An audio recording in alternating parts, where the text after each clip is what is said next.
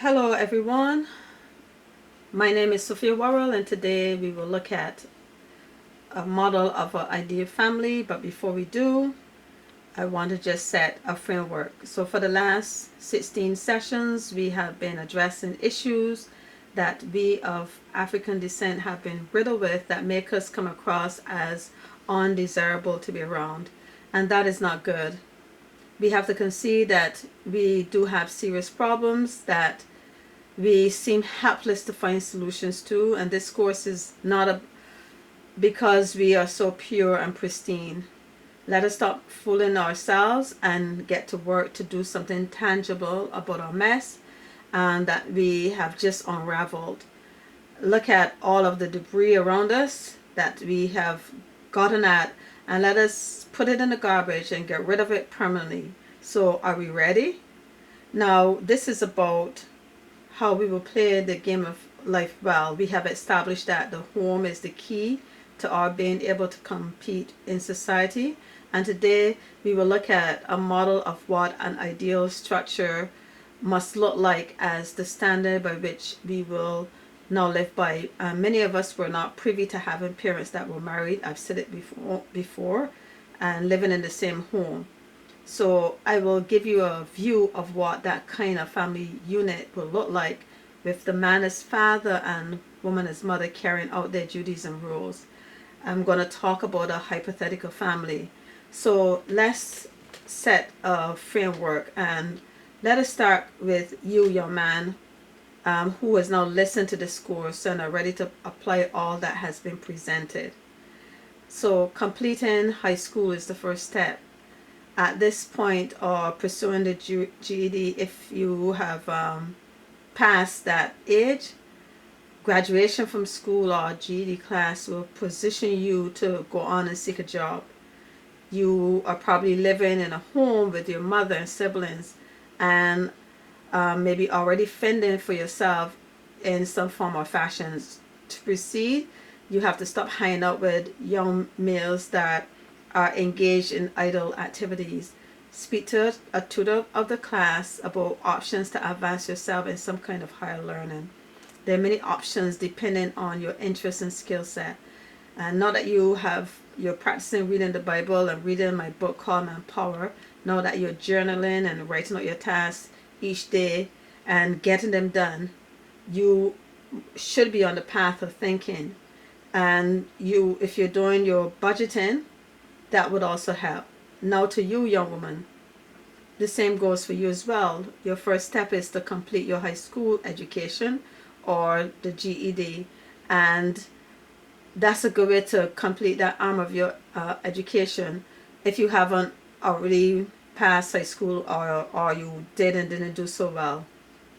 Now you also are set up to also seek higher education, and remember that you're doing this for the purpose of specialization.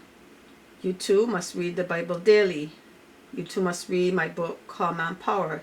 You keep journaling, you make your list as well, and make sure that once you get those done and get the wins under your belt, you now can compliment the man that is doing so.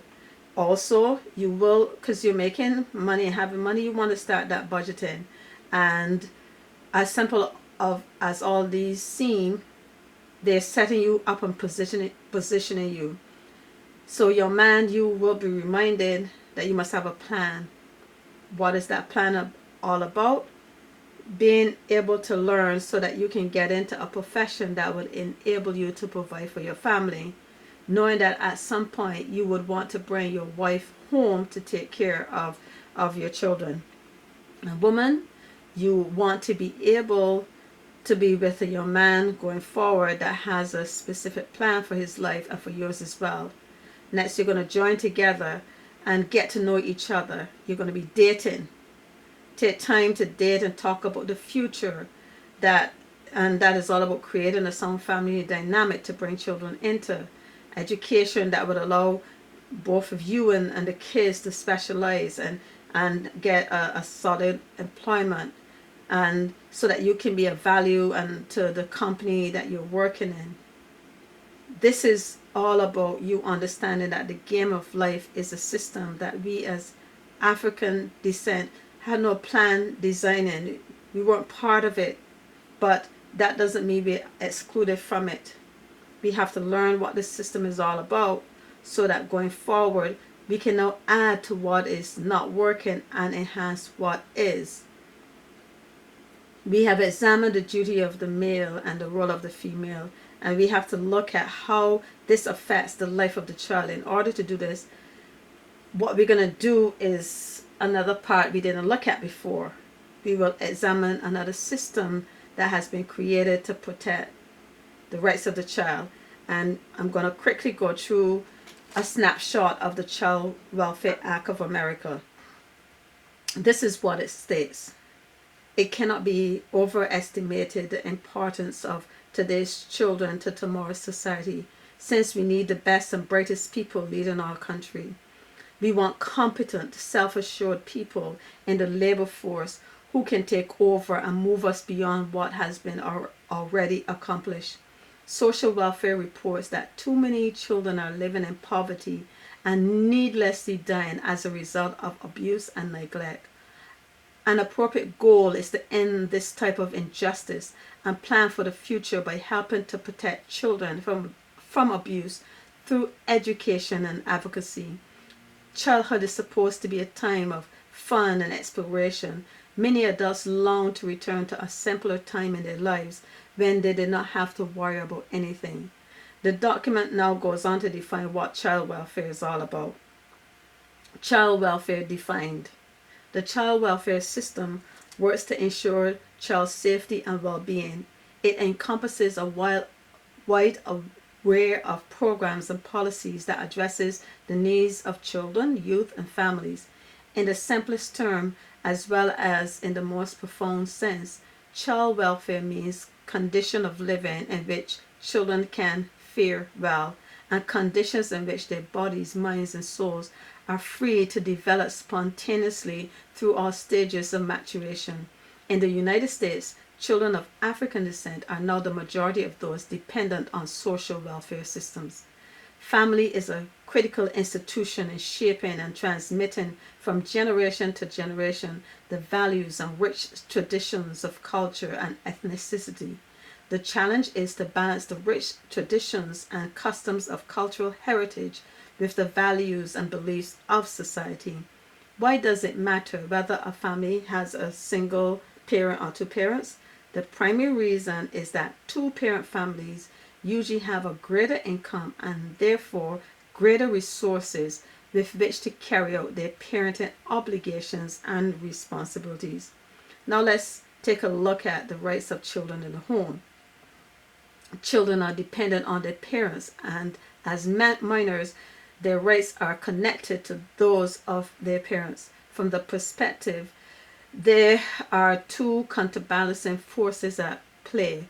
On one hand, we recognize that children generally are not able to make mature decisions. This is not a negative statement about young people, but rather refers to their inexperience. For this reason, children's rights are limited. Unable to make critical decisions, the responsibility for their lives rests not with them but with their parents. And in the same way, we also recognize that children need protection, sometimes against their own parents. This is the end of that document, an overview of it. The document reinforces why each system is necessary for us as humans to contribute to our homes and society as well. This document confirms how vital the father is in the home. He facilitates the healthy, emotional, physical, and cognitive growth of his children.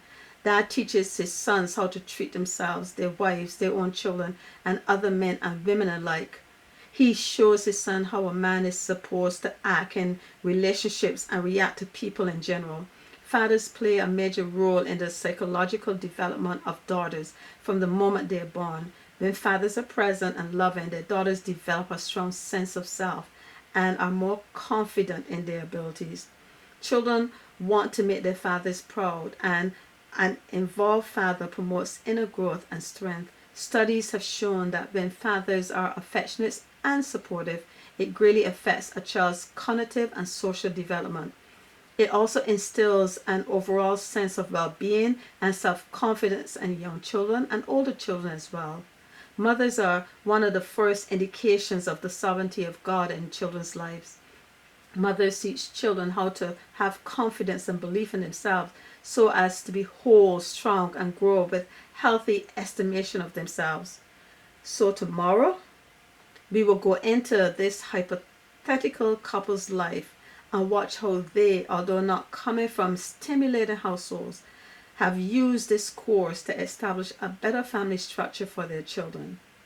And always remember this: there are many of us of African descent that are now being stereotyped with those who act barbaric and unintelligent. Their thug-like behavior is not what we want represented in our culture anymore. This is not God's way. This is not the American way. And it is time to build a culture that is peaceful, loving, and kind. Thank you so much.